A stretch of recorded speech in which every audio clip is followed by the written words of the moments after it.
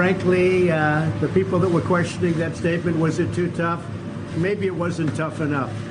They've been doing this to our country for a long time, for many years. And it's about time that somebody stuck up for the people of this country and for the people of other countries. So, if anything, maybe that statement wasn't tough enough. And we're backed by 100% by our military. We're backed by everybody. And we're backed by many other leaders. And I noticed that many senators and others today came out very much in favor of what I said. But if anything, that statement may not be tough enough. So, obviously, President Trump is not backing down. As you would suspect, he is not backing down from his tough comments on North Korea. And there's a lot of people out there that think I should be very upset at his comments, that think it was too far, heated rhetoric, he's going to bring us to war. And I am just not. I'm not upset at his comments. Why do people want me to be upset at a president talking tough against our enemies? Because that's what people seem to be upset about, that he's talking tough against our enemies. And by the way, past presidents said similar things about North Korea. This isn't the first time someone has said something like this about North Korea. This is Beyond Reason Radio. I'm your host, Michael Yaffee, the voice of reason.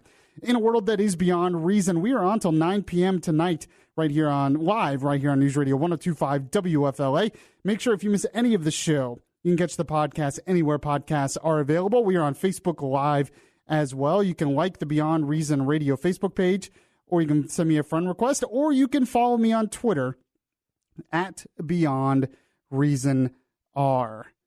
By the way, Tom Benson. Oh, yes, and we have Mr. Tom Benson, who is producing tonight. How are you, Tom? Howdy do. I am fine, thank you.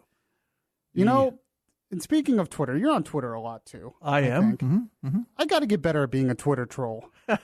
Why is that? I don't know. There's just, I go through Twitter sometimes, and there's certain people I follow, and some people are just so good at it. Yeah. They're so good at having those one-liners, reacting to other tweets, and coming back with quick-witted stuff. Well, they say that's the key to being successful at Twitter is replying to others. Yeah, exactly. Well, you can post someone else's tweet and react to it, and you can also reply to others, and it's almost like a day job, really. You have to constantly be doing this all the time. I don't know how some people can do it like continuously. And some people do, and I'm always amazed by it too, and I'm thinking, don't they have a job? I don't know. But some of them, and a lot of these, I feel like to be more successful, though, because a lot of these national hosts out there, not all of them, but some of them are just so good at it. I know. And they're so good at trolling. When I see people I know on Twitter or Facebook frequently during the day, I'll say, gee, must be a slow day at the office, you know? Yeah, and, it's just something I guess I got to get better at. Because I'm not one of these guys who immediately reacts to things. I like to think about things. I like to observe and think it through and then come up with a reasoned argument. That's why I say I'm the voice of reason. Sure. You can't be like that on Twitter. No. You have to immediately have something in return, and you have to go back and forth. Shoot from the hip. And it goes back and forth, and you have to be willing to just do it for sometimes hours and get into these long debates. And it's the same with Facebook, and I'm just not good at it. That's totally a side note. But I'm just not as good at it. So we're going to talk about, and I want to take your calls and texts as well. 407-916-5400. Text to 23680. We're going to talk about the latest with North Korea. So it seems like a war of words.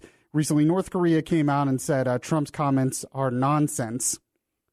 I don't think they really believe that. I don't think North Korea really believes that Trump's words are nonsense. In fact, this was something I retweeted today, and somebody said, are you serious? Someone said that one of the assets in this is Trump's unpredictability, because North Korea knew what Obama would do. So North Korea wasn't afraid of Obama. They knew exactly what Obama would do. But Trump, nothing. They don't really know. Yeah. There's a possibility he will strike. And that puts the fear of them in. And that's obviously Trump's strategy here, is to put the fear of God into them, the fear of the United States into them, so to speak. So they're a little afraid to do anything. And they're talking tough, but they're a little bit afraid, I think. because they know Trump could do it. Well, both sides are rattling their sabers. It just depends on who has the biggest saber, I guess. Which is us. I mean, come on. Absolutely. Obviously. Yeah. It's us. But I doubt I can't imagine Trump acting first. It would be reactionary to something. No. And Trump, this is what Trump does. He talks tough. He puts out tweets. But in terms of things he actually does, you don't really see him do all this stuff unilaterally. Mm-hmm. It's just he talks tough. That's what he does. Well, this has happened before in the region. The Japanese attack in Pearl Harbor was preluded by sanctions for many years on steel and oil. Well, oil specifically, and that's because Japan was basically taking over lots of China. Right. And, killing and raping and pillaging a lot of China and their people. And the United States was like, okay, you need to cut that out. Right. And so we added those sanctions and it's pretty much started a lot of the whole things. But, in terms of, there was a lot of people who said, oh, I can't believe there's no way Trump's getting any support from his staff. The military leaders don't like what he's saying. That's not true.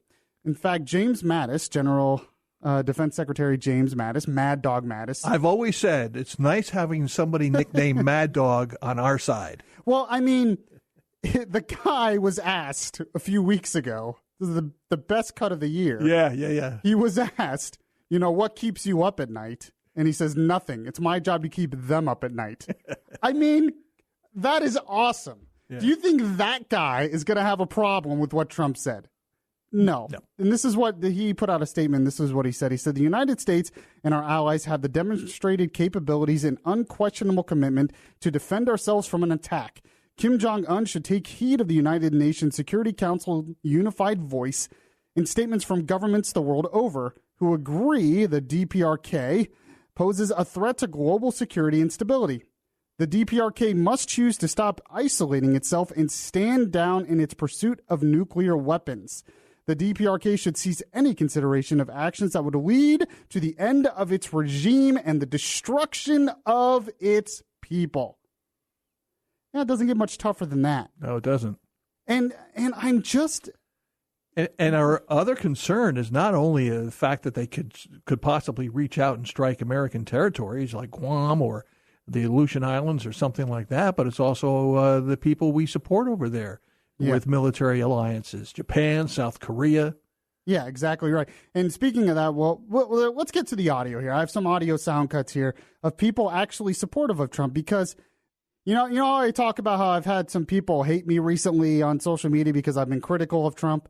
Well, now this is one of the days where I'm going to be supportive of Trump, so I'm going to get the other side that hates me. So it's always fun. It's always fun. But I'm not the only one who's supportive of his comments because they understand, like I understand, how can I be upset at our president, our commander-in-chief, talking tough against our enemies? An enemy that's building nuclear weapons and constantly threatening us in South Korea and has actually killed South Koreans in the recent past. They sunk a submarine. They attacked part of South Korea with some missiles just a few years ago. And they constantly threaten destruction of us and our allies. So let's not act like Trump started this. He's reacting to the brutality and the psycho-ness of North Korea. And I'm not upset for him talking tough. And I'm not the only one. I have a cut here of all people, Lindsey Graham. Now, Lindsey Graham's best buds with John McCain, and John McCain was critical of Trump's comments. But Lindsey Graham was asked about this, and he wasn't as critical. This is what he said. And Senator McCain said that great leaders do not threaten unless they're prepared to act. Do you believe the United States is prepared to act? Oh, absolutely. There are two scenarios where we would go to war with North Korea. If they attack Guam or some other American interest or our allies, or if they try to keep developing a ICBM with a nuclear weapon on top to hit the homeland, we would act. President Trump has basically drawn a red line saying that he'll never allow North Korea to have an ICBM missile that can hit America with a nuclear weapon on top. He's not going to let that happen. He's not going to contain the threat. He's going to stop the threat. Wow. And he's like, look, the fact is Trump's drawing a red line. The fact is Trump is talking tough. And the fact is Trump is sending a message to them that they better not mess with us or they will be destroyed. This is what a president should do, right? I mean, this is kind of what we did during the Cold War, isn't it? Mutually assured destruction. Except now this wouldn't be mutual. We would just destroy them. I mean, Obama once said, somebody pointed this out. Obama once said, we could destroy you. Obama warns erratic North Korean leader. Obama once said that we could destroy you to North Korea. Oh, how dare he up the rhetoric? President Obama, what were you thinking? President Clinton, when he was president, said some stuff similar, that it would lead to their destruction. This isn't new. It's just because it's Trump. It's the only reason they're upset. And then you go to Marco Rubio. Marco Rubio's another one who's not always supportive of Trump, but he came out and basically defended Trump's comments as well. And frankly, I agree with Rubio. This is what he said. All the inflammation here is coming from this crazy guy in North Korea. And even if Donald Trump was the most diplomatic person in the world, he would still be building a weapon and he would still be developing these missiles. I don't think the rhetoric is the problem. I think the problem is there's a lunatic in North Korea with nuclear weapons and the ability to put them on a missile that can reach the United States. This is not a rhetoric issue. It's not a campaign or a political issue. This is a national security issue. He's exactly right. It's amazing that Trump talks tough against someone who's building nuclear intercontinental ballistic missiles, as they've been threatening us and our allies for years as well. And we're blaming Trump? No, I believe we should blame North Korea. Rubio also tweeted, he said, attacks on POTUS, on the president, for a statement on North Korean nukes are ridiculous. He says the act of North Korea would act different if he used nicer words. That is how they're acting. That North Korea would act different. North Korea is doing what it's been doing for a while, even after Trump's comments. Nicer words come from the State Department. The commander-in-chief does not issue nice words in a situation like this. Well, that's true. But even Tillerson came out, and Tillerson said, there's no reason to lose sleep at night over this. And he's right. I don't think we're headed to nuclear war here. You know what's the biggest clue that North Korea is not going to do anything? They laid out this plan to attack Guam. Mm-hmm. Do you honestly think they would lay out a plan and make it public that they're going to do this? If they were really going to do this. Good point. They wouldn't have this big plan. I mean, obviously they would plan, but they wouldn't have this all set out and ready so everyone could see it, that, this is what we're going to do and this is what we could do. So they could cancel their plans and use that as a bargaining chip? Well, it's just tough talk. That's all it is. It's like you said, it's saber rattling. It's just them trying to appear tough. But they're not going to actually attack Guam. I seriously doubt that they would actually attack Guam. It's just talk. And the fact that they've made it public and told everyone what they're going to do, I think is pretty much proof that it is just talk, that they're just trying to appear tough because they know Trump's tough. But Tillerson said, Trump's talking tough basically because nothing else has worked. We've tried diplomacy. They haven't listened to diplomacy. One of the things that we don't know, I mean, somebody in our government may know, but we don't know what's going on behind the scenes in North Korea. A lot of this could be appeasement for the military of North Korea, looking for ways to shore up his strength with the military. Right. He may be concerned about somebody overthrowing him. Yeah. Well, I mean, that's actually very true as well. There could be, it's not a guaranteed thing that the military leaders in North Korea support Kim Jong-un as much as people might think. Now, another cut I want to play here, which is very interesting, because a lot of people say, well, our allies in the region must be completely concerned and not like Trump's rhetoric and all this stuff. The governor of Guam, which is our U.S. territory, which is under threat from all of this, he was asked about Trump's comments, and this is what he said. As far as I'm concerned, as an American citizen, I want a president that says that if any nation such as North Korea attacks Guam, attacks Honolulu, attacks the West Coast, that they will be met with hell and fury. Yeah, I mean, this is what we used to all think. We used to all think that this is what a president should do. That they make it clear to our enemies that if they even try to attack us, they will be met, just like he said, with fire and fury. That's it. Now, I want to, in the next segment, what I want to do is, this has been going viral. And it's Trump's comments from 1999. He was in an interview with Meet the Press and Tim Russert. There's other interviews out there similar where Trump said similar things at the time as well. It was when he was thinking about running for president at the time for the Reform Party. And I want to play the whole thing because I think it actually reveals a lot of Trump's thinking on it now. So what Trump is doing now isn't new. It isn't him just reacting from, I agree that Trump shoots from the hip a lot, but I don't think this is all just shooting from the hip. I think this is how he has thought about North Korea for a long time. And when you go back to that interview in 1999, it reveals a lot of his thinking on North Korea and a lot of his approach to that country, what our approach should be. And honestly, it's a pretty reasonable approach. He predicted a lot of the problems that we're having now. So we'll go through that, and then I have my voice of reason of the day on this as well. 407-916-5400, text to 23680. By the way, I have things that made Yaffee laughy. We'll end the show with that. And things so beyond reason, you just can't make them up. We'll do that as well. This is Beyond Reason Radio. I'm your host, Michael Yaffee. We'll be right back.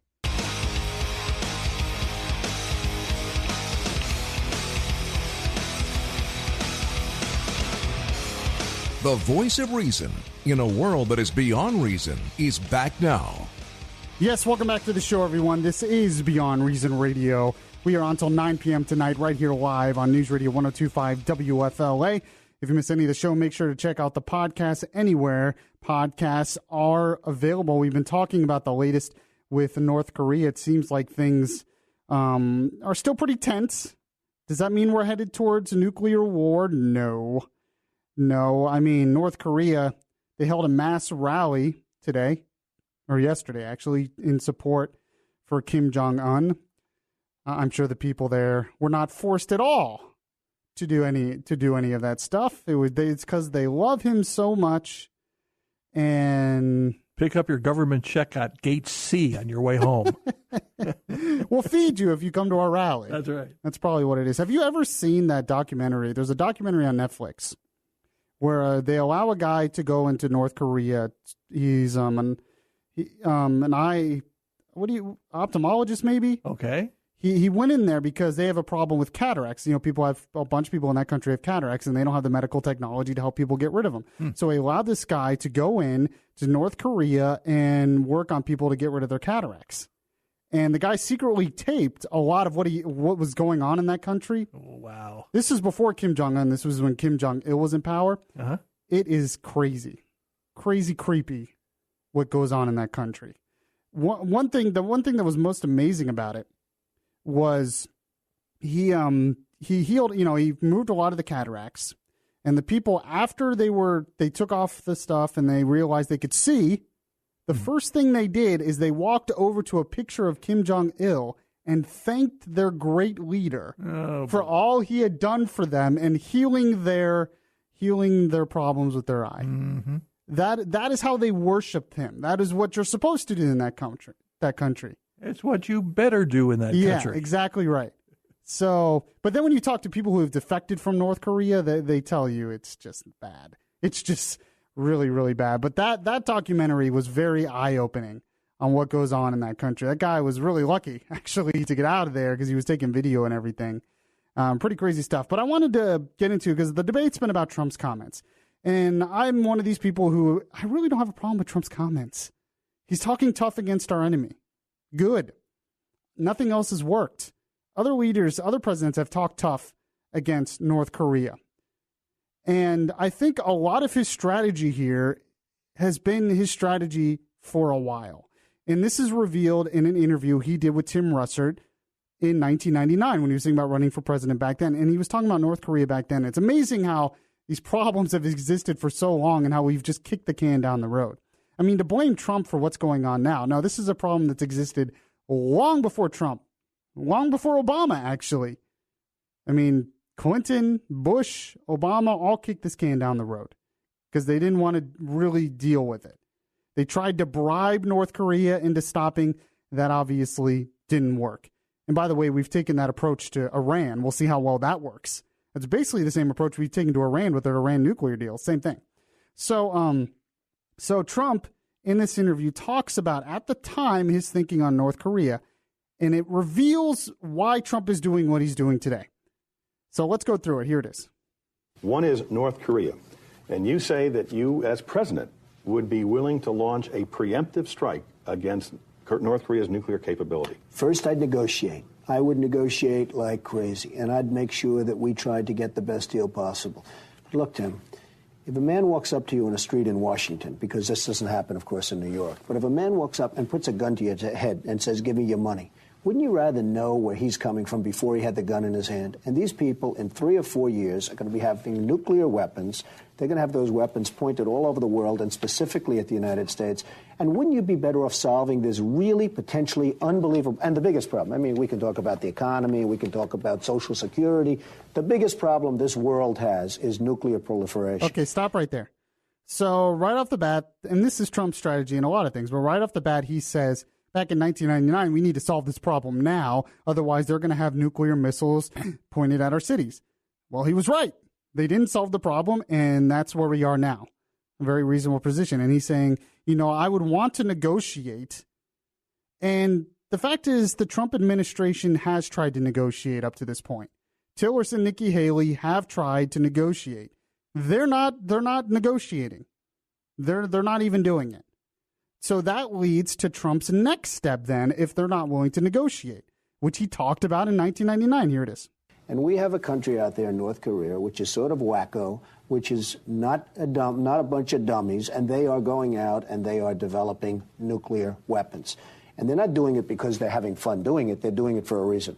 And wouldn't it be good to sit down and really negotiate something, and ideally negotiate? Now, if that negotiation doesn't work, you better solve the problem now than solve it later, Tim. And you know it, and every politician knows it, and nobody wants to talk about it. Jimmy Carter, who I really like, and he went over there.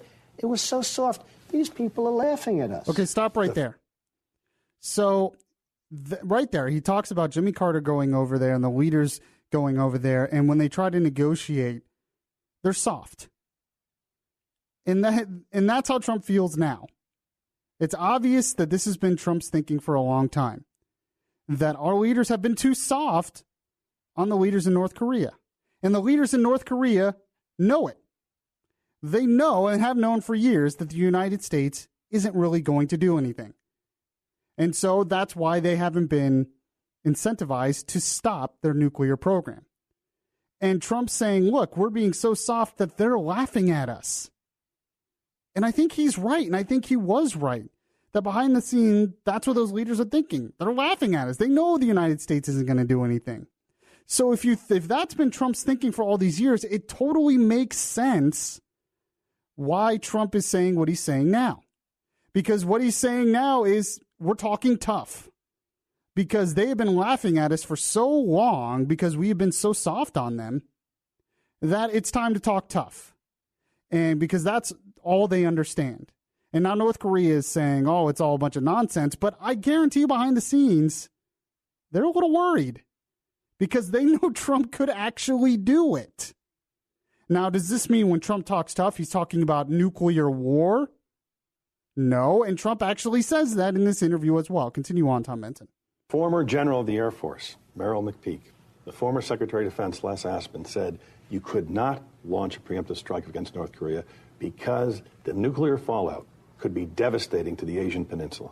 I'm not talking about us using nuclear weapons. I'm saying that they have areas where they're developing missiles. No, but taking out their nuclear potential would create a fallout. Tim, do you know that this country went out and gave them nuclear reactors, free fuel for 10 years? We virtually tried to bribe them into stopping, and they're continuing to do what they're doing, and they're laughing at us. They think we're a bunch of dummies. I'm saying that we have to do something to stop. But if the military told you, Mr. Trump, we can't do this. You give me two names. You're giving me two names. I don't know. Do you want to do it in 5 years when they have warheads all over the place, every one of them pointing to New York City, to Washington, and every one of our... Is that when you want to do it, or do you want to do something now? All right, so there's a little bit of debate on whether we could neutralize their nuclear threat without a whole bunch of fallout. Even back then, we probably have some capabilities of doing that today. It would be tough. But he admits there, one part that he admits there is he's like, look, I'm not talking about nuclear war against them, using our nuclear weapons against them. It's just neutralizing the threat from them. You could use conventional weapons to do that. So when Trump came out with his comments this week, saying the fire and fury like the world has never seen, everybody admitted, everyone thought, well, that means nuclear war. And there's the possibility because you want the enemy to believe that everything's on the table. You can't say something's off the table. And this has been true for years in this country. It's been true. It was true throughout the Cold War. It's been true. It's been true since. Okay? There's a reason for that. You want your enemies to believe that we could destroy you. But just because he says fire and fury doesn't even mean nuclear weapons. We can have a lot of fire and fury over there with conventional weapons. I mean, we did the shock and awe campaign against Iraq, and we didn't use nuclear weapons. And they called it shock and awe. So there's a lot of criticism of Trump because he's talking tough. I just cannot get that upset for a president, for our commander-in-chief talking tough against our enemies. I think it's fine. 407-916-5400, text to 23680. I'm going to play my voice of reason of the day on this subject and much more. This is Beyond Reason Radio. I'm your host, Michael Yaffee. We'll be right back. You know what's beyond reason? Yaffee is now on YouTube. Go to YouTube now and just search Beyond Reason Radio. This is Orlando's Smart Talk Radio. Beyond Reason Radio continues now. So this is from the UK Telegraph last year, 2016. We could destroy you. Obama warns erratic North Korean leader. President Barack Obama delivered a stern warning to North Korea on Tuesday, reminding its erratic and irresponsible leader that America's nuclear arsenal could destroy his country.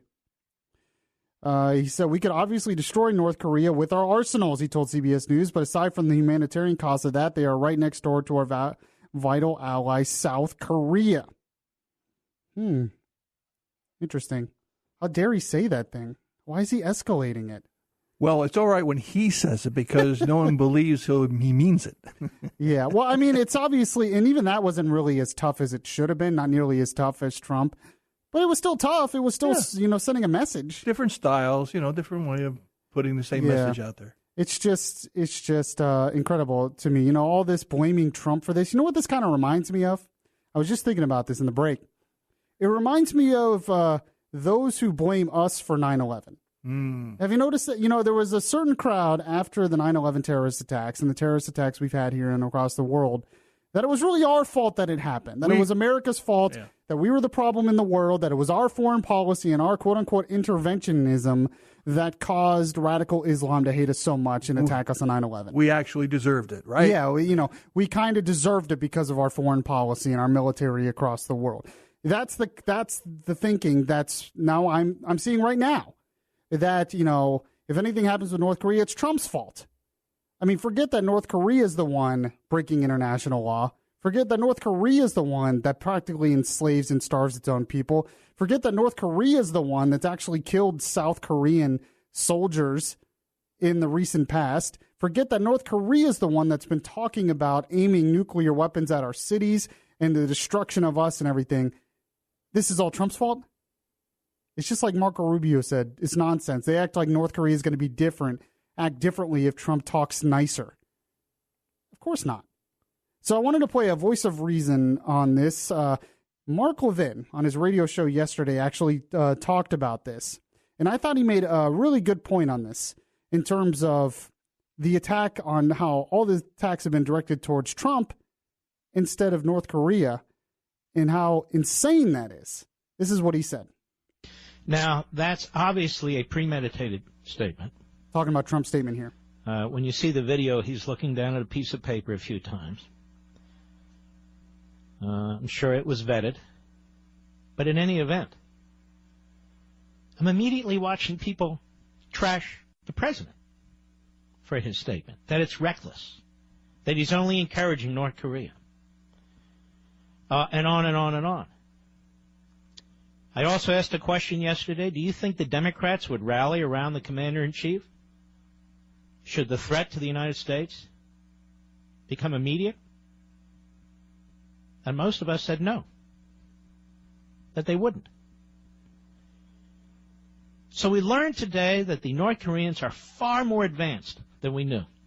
that they do in fact have the ability to shoot an ICBM with a nuclear warhead into our country. That they have 60 nuclear warheads, not 10. 60. And the president knows far more than we know. He's been given far more information by Mattis, Pompeo, Kelly, Tillerson, Rogers, and so forth, than we could possibly know. And that's also why I said yesterday, when you have the Lilliputians constantly trying to take this president out, the Lilliputians, like Maxine Waters, like Adam Schiff, and the others, while he's trying to deal with existential threats. Existential threats. And these are very, very serious. This is no joke. It's appalling. It's not a question of whether we agree with the statement the president made or whether we think it was wise or unwise. The fact is, we're at the brink. The fact is, we're at the brink. It's not easy for our president to figure out what to do. Yet right away on cable TV and elsewhere, trashing him. And Republicans, too. And these I'm a libertarian. I just wish we could work our way out of this. I wish we could do this. I wish we could talk our way out. I wish we could do this. I wish we could. Useless during times of war. Utterly useless. So the reason why I like those comments, I mean, obviously it's just fun to hear him when he gets passionate. But I had kind of the same reaction he did. So when you look at the news, Trump makes comments talking tough against North Korea. Because we find out North Korea has the capability to put nuclear weapons on intercontinental ballistic missiles. And how this is a real problem. And it turns out maybe the Obama administration knew some of this capability a couple of years ago and kind of pushed it under the rug a little bit. But in any case, it's a very serious thing, what we're dealing with North Korea. Because it only takes one nuclear weapon to do a lot of damage, just one, against an American city to do immeasurable damage. It obviously kills everyone in the city it hits, but it ruins our electrical grid and all that stuff as well. That could affect millions of people. And even if they don't hit us, they get hit Japan, they get hit South Korea. This is a really serious problem. And the President of the United States trying to send a message, like I talked about in the last segment, he wants to talk tough. He's tired of being weak with them. He wants to talk tough. That's his approach. So he does. He sends them a message. They better quit it or they're going to be in trouble. And a lot of the reaction is focused on Trump instead of our enemy, which is North Korea.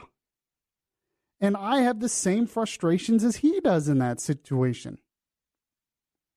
That shouldn't we focus our attention, support the president in what he said against our enemy? Trump's not the enemy. North Korea is the enemy. And this whole idea, the Washington Post came out today, and they had this whole story of, this revises fears. Let me pull up the story here. This was released this morning. And all you have to do is read the headline. With fire and fury, comment, Trump revives fears about his possession of nuclear codes. I mean, really? It says, when President Trump went off script Tuesday to deliver a startling threat to North Korea, it was as if the nation relived the most lurid themes of the 2016 campaign in one chilling moment. So, because he talks tough against our enemies, now we should all be afraid because, oh my gosh, he has the nuclear codes. He could just nuke anyone at any minute. Do we really believe this? That Trump is just going to willy-nilly start nuking people? I guess they do. But, there was a tweet out by Keith Olbermann.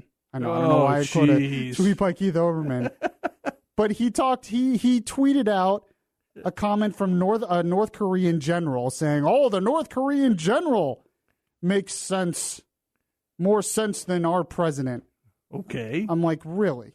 You're quoting a general of North Korea and talking about how reasonable a general of North Korea is. And you want me to take you seriously? But I can't take these seriously. I played those comments from Trump in 1999 where he says, no, I'm not talking. He says in those comments, I'm not talking about using nuclear weapons against them. And we don't know if he would do that now. Even if we did a military strike, we probably wouldn't need nuclear weapons to do it. But this whole idea of, I'm not someone who's the biggest fan of Trump. I understand that Trump does a lot of things I don't like. I understand he shoots from the hip on Twitter too much. I understand all of this stuff. But I don't think he's just going to start nuking people random, willy-nilly. Do these people actually believe this? It's crazy. They look crazy with this kind of stuff. And I'm telling you, I bet you a lot of the American people, a lot of the American people supported Trump when he did those strikes against Syria, the Syrian air base, when he did the missile strikes there. He ordered that. A lot of American people supported him on that.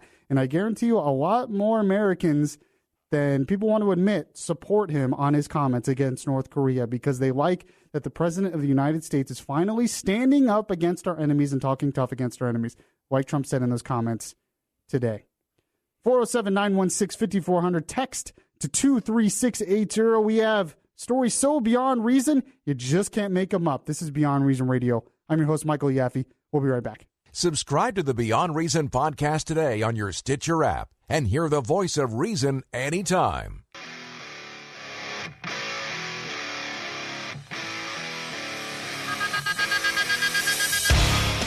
The conscience in your ear telling you the difference between right and wrong. Yaffee is back on the air. Yes, welcome back to the show, everyone. This is Beyond Reason Radio. I'm your host, Michael Yaffee. We call it that because we go through everything in the news that is beyond reason, and I am a voice of reason through it all. Well, we just lost a caller. We had a caller who said that this was not only a message to North Korea, but it was also a message to Russia and China. Probably mostly to China, but I agree with that. It's a message to China to get on board with what's going on in terms of Trump's comments against North Korea. Because really, where's North Korea getting all the money for this? Where are they getting the funding for all of this technology? They have to be getting it from somewhere. And most likely they're getting it from China in some way or another. But they're also getting it from Russia. Maybe even Iran. I know North Korea's been helping Iran with their nuclear program. That's been going on. So you have to. The best way to deal with them is you have to get rid of their funding mechanisms. You have to make them incapable of being able to do this. The only way you can do that is through China, because China is the one who has been doing it. China is the one who has been doing it. So I actually agree with that caller. Is that our caller? All right, let's take a call real quick. Alfred in Orlando, you're on Beyond Reason Radio. How are you, my friend? Fine, Yaffee. Yes, I was commenting that the comments for the president wasn't only for the little fat man in North Korea. It was for Russia and for the Chinese to get their act together and put pressure on the little fat guy. Yeah, and what's the best way for them to do that? Do you think this could work? Do you think they'll actually start putting pressure on them? They'll have to, because they know, in the background, diplomacy is going through the motions, and they're talking to, especially to the Chinese, to do something, because there's a client. They're joined on the hips, so they're going to have to do something if they don't want a big problem in that area where shipping and everything is going to be disrupted. And talking about using nuclear weapons, President Trump, no. With one of those big Moabs. Yeah, Moabs. Yeah, two of those, and that's it. That's done. You don't no nuclear bombs. No nuclear bombs. I like it. All right, Alfred, I appreciate your call. I think you make a lot of sense. I think it's exactly right. And the fact that Russia and China both voted for those sanctions in the UN is pretty unprecedented. So, that's a fact that, yes, we are starting to put pressure on them. So we have a couple minutes here. So it's time for stories so beyond reason, you just can't make them up. Oh, this is unbelievable. Yes, they are. So, this one's got me kind of upset, actually. I really don't like this story. There's a professor out there who says you should get rid of your dogs and cats. Why? Because they harm the climate. Oy. Why do they have to attack everything I love? Why do the environmentalists have to attack everything that I like? Have you noticed that? So they want me to get rid of my cat, and he says get a hamster instead. I don't want a hamster. My cat will eat your hamster. Actually, I don't know if he really would, maybe. But he says it's a UCLA professor who recommended replacing dogs and cats with more climate-friendly pets in the name of global warming may have bitten off more than he can chew. His study, which found that dogs and cats have a significant impact on carbon emissions as a result of their meat-based diets. See, that's the next step in the global warming thing. They want us to all be vegans. That's right. Why do they have to attack everything I like? So I can't have a cat. I can't eat meat. No heavy meat pizzas either. But those are the best. They're trying to get rid of my bacon, Tom Benson. Well, so I can't have my cat. I can't have meat. I can't use plastic bags. I deliver groceries on the side, okay? You need plastic bags. Please don't take away my plastic bags. Did you see the story floating around on the internet that vegetables can react to being eaten?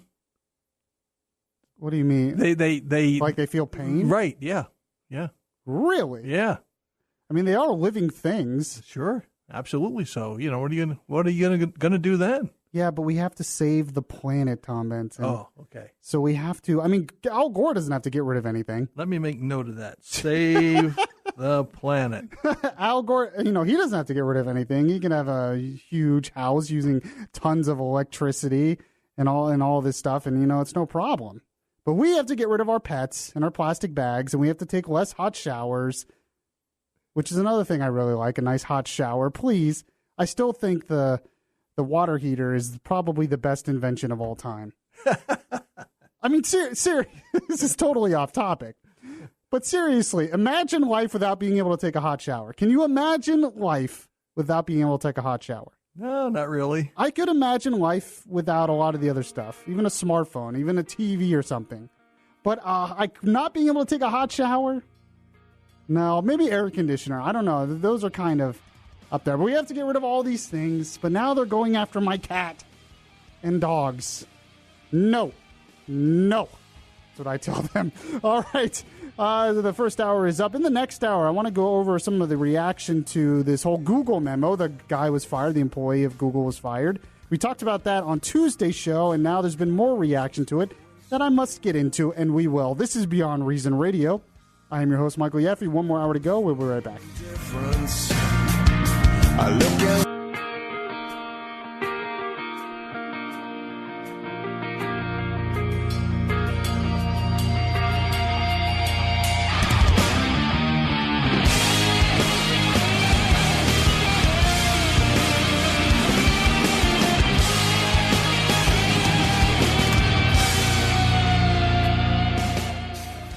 Sexism in tech impacts women everywhere.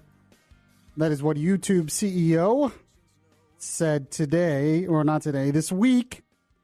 And she's reacting to the memo that went out from a Google employee about their diversity policies, which if you listen to Tuesday's episode of Beyond Reason, and if you didn't, shame on you. What you should do is go listen to the podcast after this show is done. I go over all of the memo, pretty much. We go through a lot of it and talk about what it actually says, what it actually means, the truth behind what he was actually saying, which a lot of people are not admitting to here. And we go through all that. So what you want to do is you can download the iHeartRadio app, search Beyond Reason Radio there. You can go to beyondreasonradio.com. The podcast is there as well. It's also on iTunes. It's also on the TuneIn Radio app. It's also on the Beyond Reason Radio app. You are everywhere. I really am. It's also on YouTube, by the way.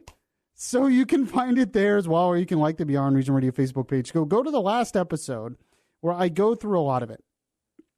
and go through, because I've noticed that this is a trend that I've been doing lately, how we're just honest conversations about stuff that this society doesn't want to be honest about. Mm-hmm. And this is one of those subjects. In fact, the first hour I talked about North Korea. That's another thing we're not honest about. We're so busy bashing Trump, we're not really honest about what's happening here. What's happening is North Korea is a threat and Trump's talking tough, like other presidents have talked tough. But we're not honest about that. And this is another thing where we're just not honest about what is actually being said here. So I'm going to go over a little bit of what the YouTube CEO said about this. And I'm not even sure she read the memo. But Mr. Tom Benson, who is producing as well. By the way, this is Beyond Reason Radio. I'm your host, Michael Yaffee, the voice of reason in a world that is beyond reason. We are on till 9 p.m. tonight right here live on News Radio 102.5 WFLA. Like I said, if you missed any of the show, you can catch out the podcast. We're also on Facebook Live as well. You can like the Beyond Reason Radio Facebook page and check it out. So you had some breaking news coming out of this whole Google thing. Well, the Google campus is 3 hours behind us, and I guess they were apparently going to have some kind of a diversity meeting this evening, company-wide. But Google has canceled its company-wide meeting about diversity just before it was set to begin. They're saying that right-wing websites have published the names of employees who have proposed questions raising security concerns. The Google CEO said in an email to employees that the company decided to cancel the highly anticipated meeting after employees expressed concerns about their safety and worried that they may be outed publicly for asking a question in the Google town hall. The CEO had scheduled the meeting in the wake of his firing this week of a software engineer, James Damore, who wrote and distributed a memo that argued biological differences between men and women explain the gender gap among tech workers. Yeah, and see, this is another thing we're not honest about. If you actually read the memo, for one, he doesn't say it explains all of it. He says it explains a lot of it. Two, and I heard an interview with him earlier this week, the guy who did this, and he said Google really didn't care until it went viral. So when he originally put out the memo, Google didn't want to fire him. It's not until it went viral and a lot of people were reading it that all of a sudden Google, out of PR, decided to fire him. Outside pressures, yep. Yeah, it's exactly what happened. So some breaking news out of that. Now, a lot of people have been reacting to this, and I've read things on both sides. And most of what I see that are against him, they keep putting out this narrative that his argument is that women they're upset at him because his argument is that women are inferior to men.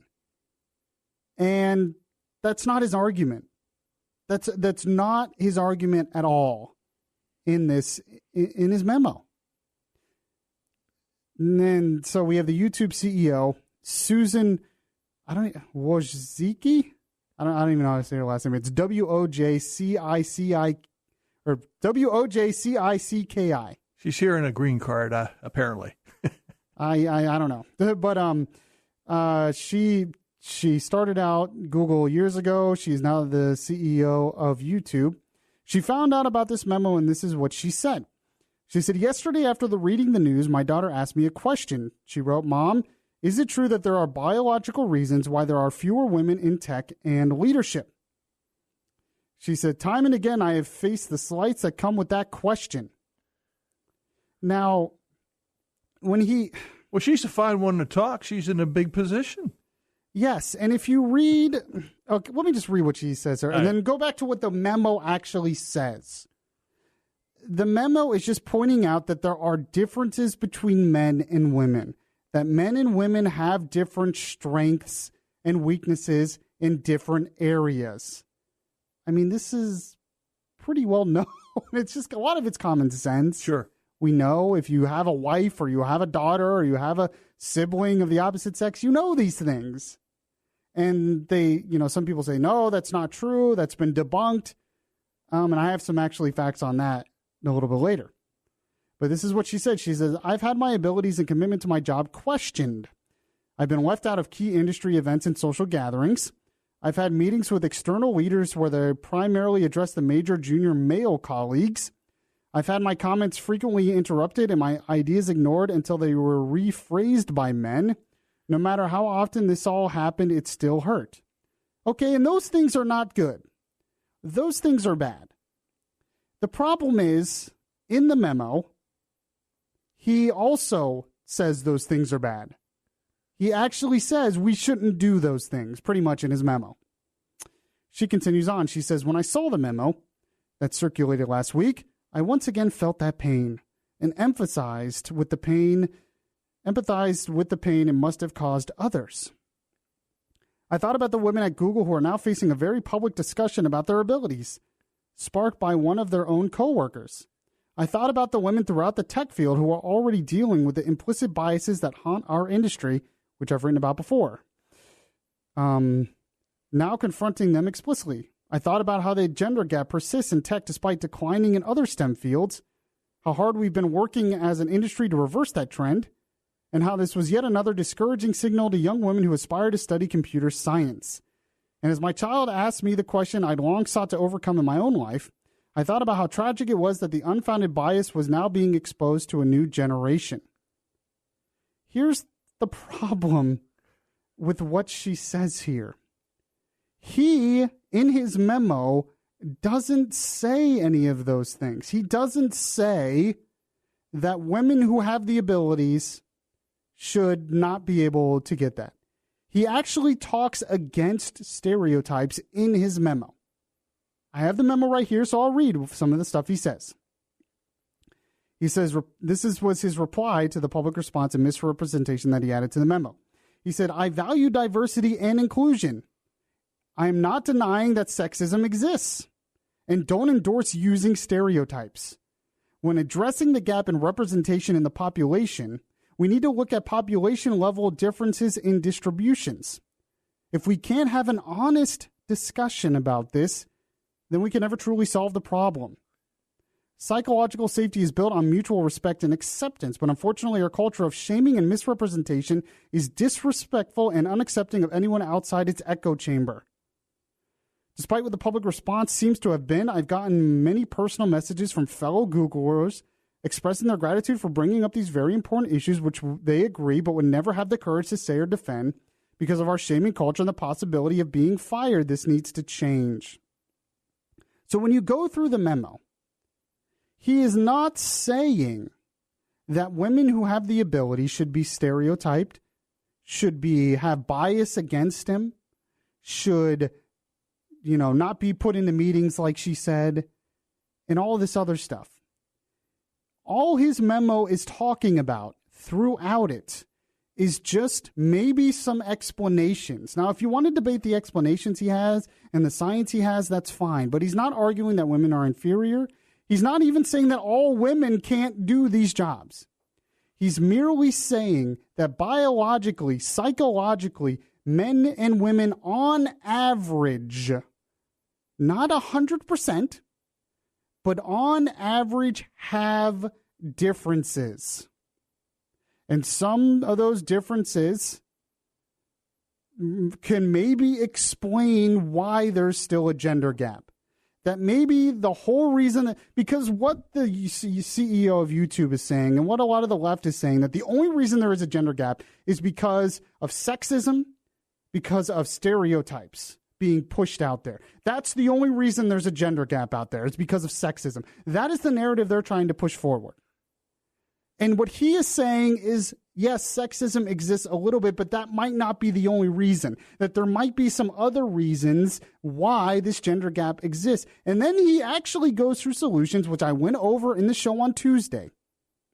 He actually goes over solutions of maybe filling that gap by understanding the truths between men and women.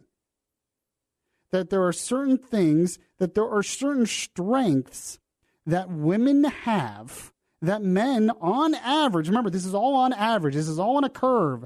This isn't everyone. There are always exceptions to the rules. And those exceptions should not be blocked because they're an exception. They should be encouraged if they have those skills and ability. And he admits that. But on average, there are differences. And what he's saying is on average, sometimes women have strengths that men don't have. And that Google could use those strengths and hire more women that way because it would help their company. But I thought he brought up a good point that why can't we just have an honest conversation about this? You're in my safe zone now. Exactly. It's like the safe zone. And she immediately goes to the CEO of Google, did the same thing. And the CEO of YouTube immediately goes and says, no, the reason why this exists is because of sexism. I've dealt with it my whole life, and that still exists. We have to get rid of the sexism, and that's how you get rid of the gender gap.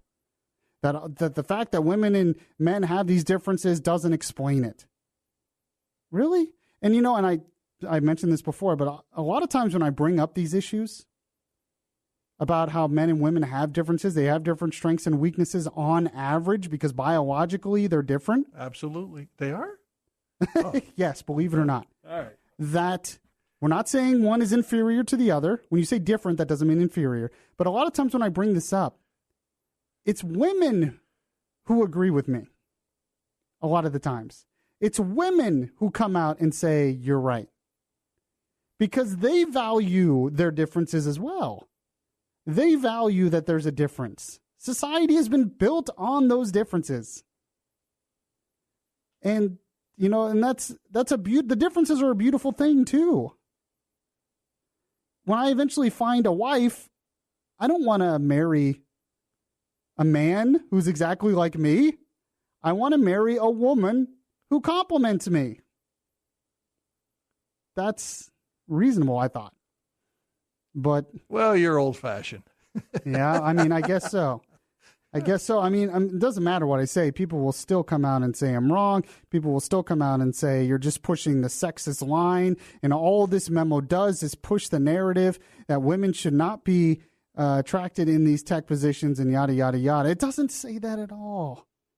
It doesn't even say don't go after women. It's merely putting out an explanation of the result based on the way things are. The way things are. Yeah. Based on actually some scientific studies.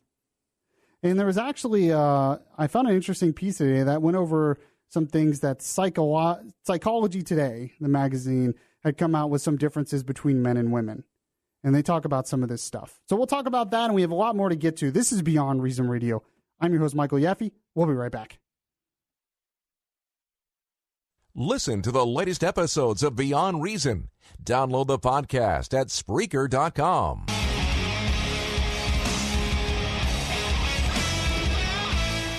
The place where we talk faith, culture, and politics.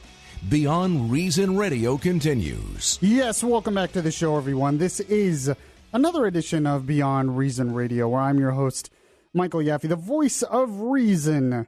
In a world that is beyond reason, we are on until 9 p.m. tonight, right here live on News Radio 102.5 WFLA. If you missed any of the show, make sure to check out the podcast anywhere podcasts are available. We have Tom Benson producing as well.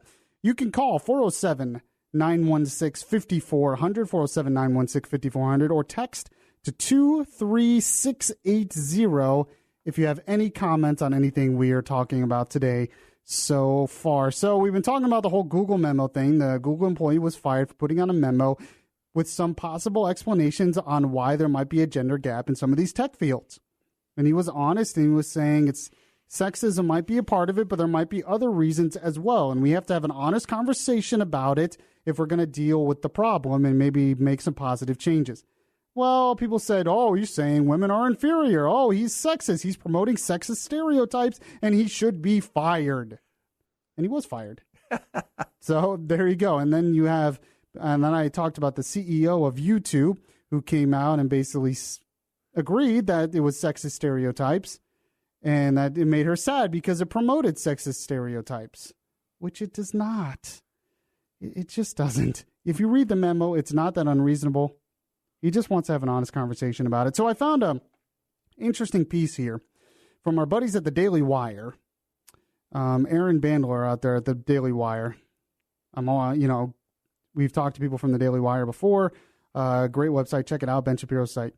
It says 5 things you need to know about male-female differences.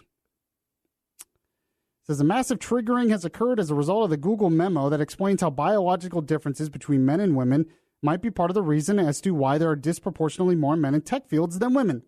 But the triggering obfuscates the fact that there are indeed differences between males and females, differences that should be embraced rather than ignored for the sake of feelings. Here are the 5 things you need to know about male-female differences. And he gets a lot of these from Psychology Today, a publication out there. 1, and I think a lot of people are going to be listening to this as I read these, and they're going to be saying, yep, this makes sense. Yep, this is true. They just are. Mm-hmm.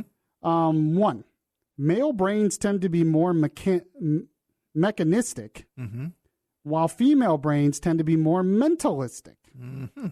What that is saying is the male brain is characterized by systemizing tendencies and mechanistic thinking. Systemizing is the drive to analyze, explore, and construct a system. The systemizer intuitively figures out how things work or extracts the underlying rules that govern the behavior of a system. The purpose of this is to understand and predict the system or to invent a new one. In contrast, the female brain is characterized by empathizing tendencies or mentalistic thinking. Empathizing is the drive to identify another person's emotions and thoughts and to respond to them with an appropriate emotion. Empathizing occurs when we feel an appropriate emotional reaction in response to the other person's emotions. The purpose of this is to understand another person, to predict his or her behavior, and to connect or resonate with him or her emotionally. It's from Psychology Today. Makes a lot of sense. I think a lot of people would say this is true. And remember, this is on average. This is not 100%. It's on average. Obviously, there's a curve. Number 2, it should therefore be no surprise that men tend to be more math-oriented in more math-oriented fields, while women are in more language-oriented fields. This is from Psychology Today. Men's greater systemizing and mechanistic skills are the primary reasons why they are better than women at mathematics, physics, and engineering, because all of these fields deal with various rational systems governed by rules. Women's greater empathizing and mentalistic skills are the primary reasons why they are better at languages and why they are better judges of character. Women also dominate primatology, which, like mothering of infants, requires understanding and reading the minds of individuals with whom they cannot communicate by language. Interestingly, almost 50% of women are math majors, while only 20% are in computer science and engineering fields.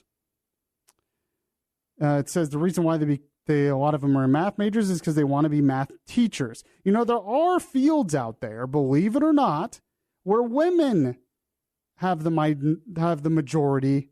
More women go into it than men. Do we scream sexism in those fields? Of course not. Yeah, exactly.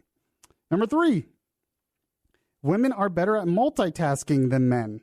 This is, I mean, I've heard this before. This is a pretty obvious thing. Now, I'm pretty good at multitasking. Bud always says it's because I'm a drummer.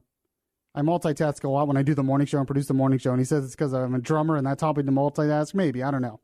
But on average, women are usually better at multitasking.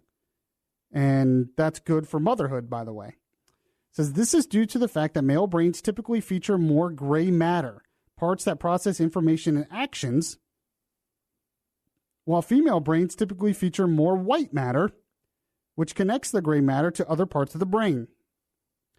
Consequently, men tend to zero in on a task to the point where everything else is of little importance, while women can shift between multiple tasks at a time with ease. So that's something out there from Psychology Today, a difference between men and women that actually could give women the advantage in a lot of situations, because multitasking can be important, even in tech fields.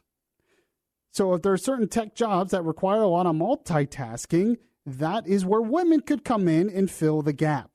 That was kind of the point of his Google Memo, that there are things that women can do on average better than men, and that could be useful. But we have to have an honest conversation first. Number 4, men tend to be better than women at visual spatial matters. This means that men typically understand the ins and outs of shapes and calculating various angles of these shapes better than women. As evidenced by studies that show that women tend to navigate based on landmarks, while men instead determine the direction and distance traveled when navigating. Now, on average, this is probably true, although I tend to be more like a woman in this case. I'm terrible with directions. Anybody who knows that, I'm awful with navigating. My brother's really good. My sister's actually pretty good, but I'm awful. I tend to go off landmarks. Mm-hmm. Yeah, my wife does too. She, third light, turn right, and they say on average women tend to do that. One thing you can't do in this area is you can't say turn left at the 7-Eleven because there's 7-Elevens on almost every corner. On the corner of the best example of that, it just makes me laugh, is the corner of 436 and 1792. Uh-huh. Have you been over there? Oh, yeah. There is a 7-Eleven across the street from a 7-Eleven. Yeah. There are literally 7-Elevens on both sides of the road. Now, the reason that happened is because there was a Mobil gas station there, and Mobil didn't used to have 7-Elevens, and then they got 7-Elevens, and they put the 7-Eleven there. And the other 7-Eleven on the other side had been there for a while. Well, but still, in the a lot of 7-Elevens. In the building we're at, you can walk to 3 different 7-Elevens in probably 20 minutes. You're right. You're right. You can go. It's like Publix. Publix is the same way. You go out of my neighborhood, you can almost hit a Publix in like equal distance of each other in a lot of places. But you're right. If you walk out of this building, okay, this is a completely different subject. That's a whole other subject. The oversaturation of 7-Elevens in our area. I'm actually not complaining about that because I go to 7-Eleven like every day. I'm not either. I literally go like every day. I do wonder how they can all stay in business, though. Because of people like me that go there every day. That's exactly how they stay in business. They should thank me for helping them stay in business. All right, number 5, back to the differences between men and women. Number 5, biological differences between males and females also explain differences in toy preferences at a young age. This is another thing we're told, that girls like dresses and princesses and different kinds of toys than boys, that's a social construct. Little girls play with dolls. Little boys play with action figures. Yeah, exactly. And this is just a truth we all know, and there's reasons for that. But people say, oh, that's just a social construct. That's pushed on us by our society. No. It's not. There's reasons why these things exist. It says, in a study of 34 rhesus monkeys, for example, males strongly preferred toys with wheels over plush toys, whereas females found plush toys likable. It would be tough to argue that a monkey's parents bought them sex-type toys or that simian societies encouraged its male offspring to play more with trucks. A more recent study established that boys and girls 9 to 17 months old, an age when children show few, if any, signs of recognizing either their own or other children's sex, nonetheless showed marked differences in their preference for stereotypical male versus stereotypical female boys' toys. Mm-hmm. I mean, we all know this. We know this. I was a boy. I liked action figures and stuff. I don't remember it being pushed on me by society. I just liked them because I was a boy. It's just the way it is. He ends the article here. He says, the main takeaway from all this is that biological differences do in fact create inherent differences in behavior and skills between men and women, which was the point that was being made in the Google Memo. Since men's brains are more geared towards math and visuospatial skills, while women have more language-oriented brains, that could explain why there aren't as many women in tech fields due to some sort of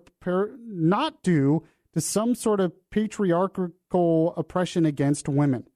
Unfortunately, such facts are triggering to leftists to the point where tech giants like Google and YouTube are acting like snowflake social justice warriors on college campuses. I would have to agree. 407-916-5400, text to 23680. This is Beyond Reason Radio. I'm your host, Michael Yaffee. We'll be right back. It would be beyond reason not to listen to Yaffee on your TuneIn Radio app. Download the app today and search Beyond Reason Radio.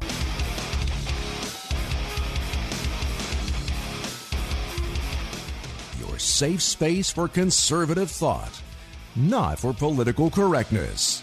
Yaffee is back right now. So have you heard of this guy, Sebastian Gorka? You've seen him, Tom Benson. He's worked for the Trump administration now. And before that, he was a Fox News analyst. He would talk he would write for Breitbart every now and then. He's made the rounds on TV and radio and everything. He's been pretty much a spokesman for the Trump administration, and Trump likes him because he stands up for Trump a lot. I've been following him for a little while now, before he was a part of the Trump administration. I wasn't an expert on his background or anything like that. I would just happen to see him on Fox, and I would really like what he had to say, especially when it comes to terrorism and radical Islam. Absolutely. I would actually listen to the merits of what he was saying and agree with a lot of what he was saying. It seemed like it made a lot of sense. But now he works for the Trump administration, and I usually, when he talks about foreign policy things and he talks about terrorism and other stuff, I really like him a lot. The only complaint I do have about him recently is ever since he started working for Trump, he's been kind of a defend Trump at all costs person, which I guess you have to be, but he just, I don't know, it gets kind of nasty on some of these shows, and I don't know, the whole Trump sycophancy thing, I don't know, it just kind of bothers me a little bit, but it's just a little thing. Before he was more or less, I mean, you knew where he was coming from, but he was independent. Now you know exactly who he's working for. He makes a really concerted effort to just bash anyone who's bashing Trump. Yeah. And he says he admitted that he does that because he's like, someone has to be the bulldog. So I'll be the bulldog and I'll defend Trump. But it just seems, I don't know, I just don't like sycophancy that just, when Trump makes a mistake, just admit he made a mistake or something. And ever since he started working for Trump, he hasn't been one of these people doing that. But the reason why I bring him up is, well, I told you all recently, I listened to the audiobook by Cheryl Atkinson called The Smear. Yes. And that whole book is about basically behind the scenes how people are smeared in politics. And it happens on both sides, but a lot of it is political organizations out there, nonprofits, whatever, like Media Matters is a great example. Yep. And she talks about it on both sides and how they've basically created an industry smearing each other, smearing people they disagree with, smearing, anyone. And the platform is always the same. The way they do it is always the same. They smear their background, they smear their credibility. A very few times it's smearing what they actually say. It's more of, oh, well, he's from this place, and that means he's crazy, and yada. It's always the same kind of playbook, and it's done in how I talked about what I call the smear industrial complex, is how this has almost become a big business in itself, and a lot of these organizations and a lot of these people, that their whole job is just to smear. Their whole job is just to smear. They get in bed with these media outlets, and like I said, I've done both sides, but they get in bed with these media outlets, and it just becomes concerted efforts, very organized concerted efforts to smear. And I'm starting to notice that with Sebastian Gorka. I don't know if anyone else has noticed that. But, I just go online today, and there were 3 different websites that had pieces smearing Sebastian Gorka out of nowhere. And my antenna went up, my alarm bells went off, and I said, this is very weird. Because it's just all of a sudden, it just seems like there is an organized, concerted campaign to destroy this guy, kind of out of nowhere. Rolling Stone had a piece on it. Well, Rolling Stone, there you go. Well, yeah. Well, Washington Post had something on it. Mediaite had something on it. Yeah. CNN's had stuff on it recently. And my first thought was, this is a great example, because when I actually read the Rolling Stone stuff, most of what they don't like about him has nothing to do with what he actually says. And this is something I noticed a lot, even when I debate people on social media. They smear the outlet of the link I post, or they smear, whatever. So like earlier, I played Mark Levin. There are going to be people who say, oh, that's Mark Levin. He came up with that whole thing about bugging Trump Tower. I won't listen to a word he says because he's blah, blah, blah. And it's like, instead of actually debating the merits of what they're saying, they imply this sort of, they don't even know the person. Attack the messenger and not the messenger. They attack the messenger. I feel like that's happening here with Sebastian Gorka. Because on the pieces I'm reading, they don't like him because he got his PhD from a very little-known university overseas. I believe it was in Hungary. I can't remember. Or Budapest. That's Hungary, yeah. Yeah, so he got it in Hungary. And they say, well, why is he in the White House? Because he doesn't have the academic credentials. Because he got his PhD from this little-known university, and he doesn't have the credentials. And yada, so that's the one thing I noticed. And then they smear some of his background. They say, oh, he had affiliations with this person, or had affiliations with this person, and that means he must be this. And even in the Rolling Stone article, they admit he's never said anything anti-Semitic. He's never said anything against Jews in anything he's ever written or done. But they still say he's associated with this guy who's kind of anti-Semitic, so he must be just like that. Guilty by association. Yeah. Yeah. And it's just, it just bothers me. First, it bothers me to go after his academic credentials. Just because you don't have a PhD from the best from the best Ivy League schools, it doesn't mean you're stupid. It doesn't mean you're wrong. It doesn't mean you don't know what you're talking about. We've had, just go back to Abraham Lincoln, President Lincoln. He didn't even go to college or anything else. So there's a lot of smart people out there that really know what they're talking about, that have a lot of good things to say. And just because they didn't go to the institution that you think is highly qualified, that means they're bad. But that was just the latest example I've seen that I just noticed, because it just seemed kind of strange to me that this came out all of a sudden. That all of a sudden you have 3 or 4 different media outlets on the same day have pieces trying to destroy Sebastian Gorka. And to me, I don't think that's coincidence. I think this is another example of what I call the smear industrial complex, where they actively go out and try to smear someone. And he takes it in stride. And I think maybe part of it is he's effective.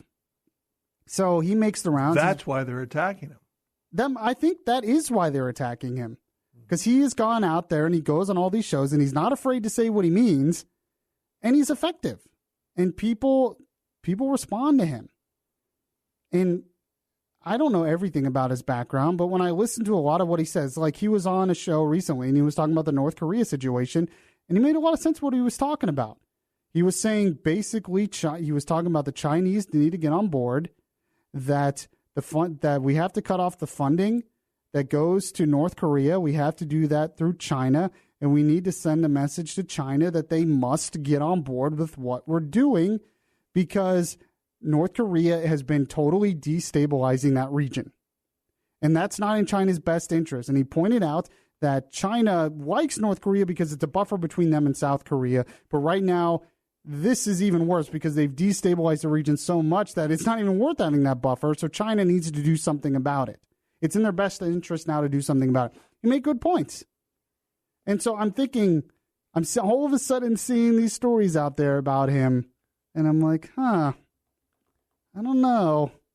It just seems like a pretty interesting coincidence that all this stuff is coming out about him now at the same time, and most of it's just smearing his background or whatever and not actually debating the merits of what he actually said. Mm-hmm.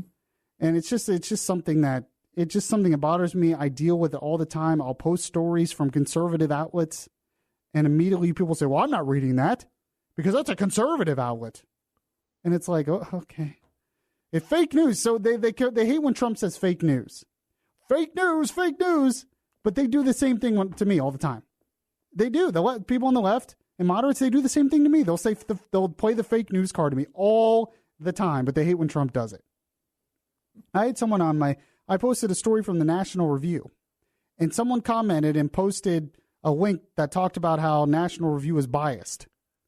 And I said, you act like we don't know. Of course the National Review is biased. They're a conservative outlet. They're a conservative publication. They're a conservative news site.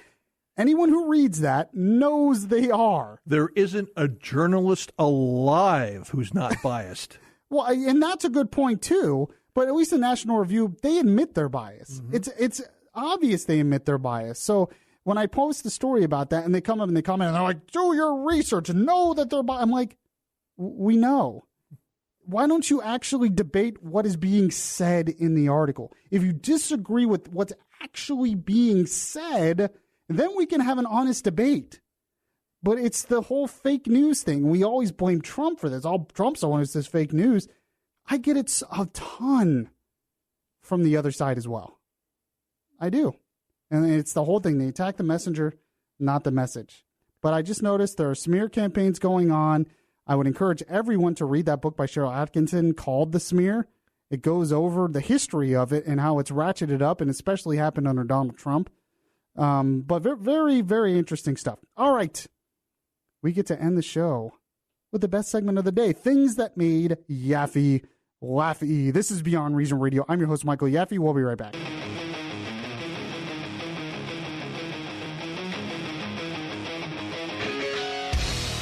Your voice of truth in a world of fake news. Beyond Reason Radio continues right now. So, Tom Benson, you just said something very interesting to me in the break. Well, I'm repeat it for the audience. I'm watching the TV monitor here about Ashley Judd, who who got upset because she was complimented. She says that's an example of everyday sexism. Yeah, the guy called her sweetheart. And she's such a, the thought just just crossed my mind that I know the perfect mate for Ashley Judd. Oh, the perfect match. So yes. We got Tom Benson matchmaker for Ashley Judd. Okay. So you're just trying to help her out. Yeah. Ashley Judd should marry Keith Olbermann. Keith Olbermann. So they can just complain about the world to each other. And we don't have to be bothered with it. Ah, I see. Yeah, she posted on her Facebook another thing. She was upset because a security guard said, "Hey, sweetheart." Okay. I believe I've been called sweetheart, too, by women. It's usually older women or whatever. And they say, "Hey, sweetheart." And I'm pretty sure I don't care. And they pat you on the head. Move on. Okay, they don't do that. For one, I'm not that short, but... Yeah, and she goes, "I'm not your sweetheart. I am your client." Oh, boy. The guy is just being nice.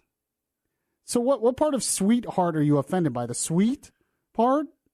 Calling you a sweet person with a heart? Are you which word are you offended by? The sweet or the heart? Well, I mean...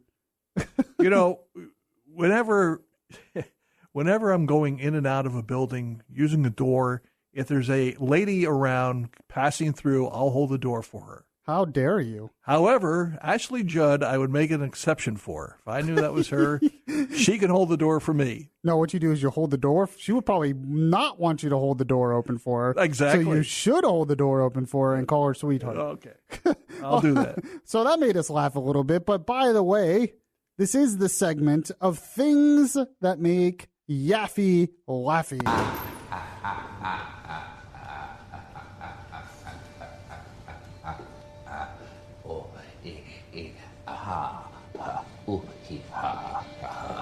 Yes, it's time for things that made Yaffee Laffy. Now, this is a clip from The Simpsons that I saw was posted by some people after the whole Google Memo thing, because there's been a lot of debate about transgenders, and there's been a lot of debate about diversity and the difference between men and women and all that stuff, and just the craziest debate that we've gone over most of this hour. Well, somebody found on Twitter this clip from The Simpsons. I'm not sure how old it is. I think it's only it might be recent. It seemed like a recent episode. I hadn't seen it before. And it's their principal Skinner trying to deal with the diversity stuff in his school. Okay. And the way he tries to deal with it is just, it so perfectly illustrates how crazy this debate has gotten. So I thought I would play it for you. So here it is. Today we celebrate the first of many, many, many, many diversity forums. Why is it that women appear to be worse at math than men? What is the source of this illusion? Or as I call it, the biggest lie ever told. You're a worse version of Hitler. Please believe me, I understand the problems of women. See? He's wearing a dress. The principal's a tranny. Am I wearing women's clothes? I didn't notice. When I look in my closet, I don't see male clothes or female clothes. They're all the same. Are you saying that men and women are identical? No, of course not. Women are unique in every way. Now he's saying women and men aren't equal. No. It's the differences, of which there are none, that make the sameness exceptional. Just tell me what to say.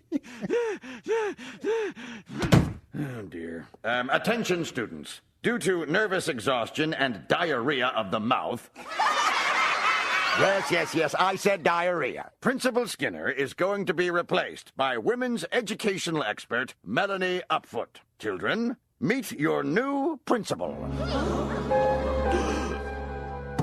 For too long, there's been an anti-woman bias in math. Boys are aggressive, obnoxious, and never let us be heard. From now on, I am splitting the school in two, separating the boys and the girls forever.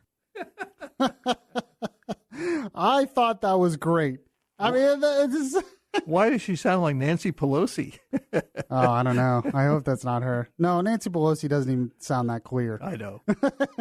But I mean, it's so true. And the rest of the episode there's actually more to that, where she ends up teaching the girls' class. So, I mean, is this where we're headed, by the way, that we have to once again separate the boys and girls to make sure it's treated equal or something? Or we say they're equal and that's bad, but we say they're different and that's bad. And see, this is how crazy the debate's getting. And I thought that illustrated perfectly. But later in the episode as well, she goes to she goes to the class, and the way she teaches the girls is using stereotypical things of feelings and everything. And Lisa's like, are we actually going to get to math and solving problems? And no, this is how you have to be taught. So it's just, I love The Simpsons, by the way. But I thought that was a good way to illustrate it, better than anything I could say, actually. All right, I appreciate you listening to the show. If you missed any of the show, make sure to check out the podcast anywhere that podcasts are available. And I'll be back next week. Make sure to send me a friend request on Facebook, like the Beyond Reason Radio Facebook page, or follow me on Twitter at Beyond Reason R, and I will try to practice at being a better Twitter troll, because I know I'm not the greatest Twitter troll, but I got to get better. All right. I'll catch you guys next time. See you next time.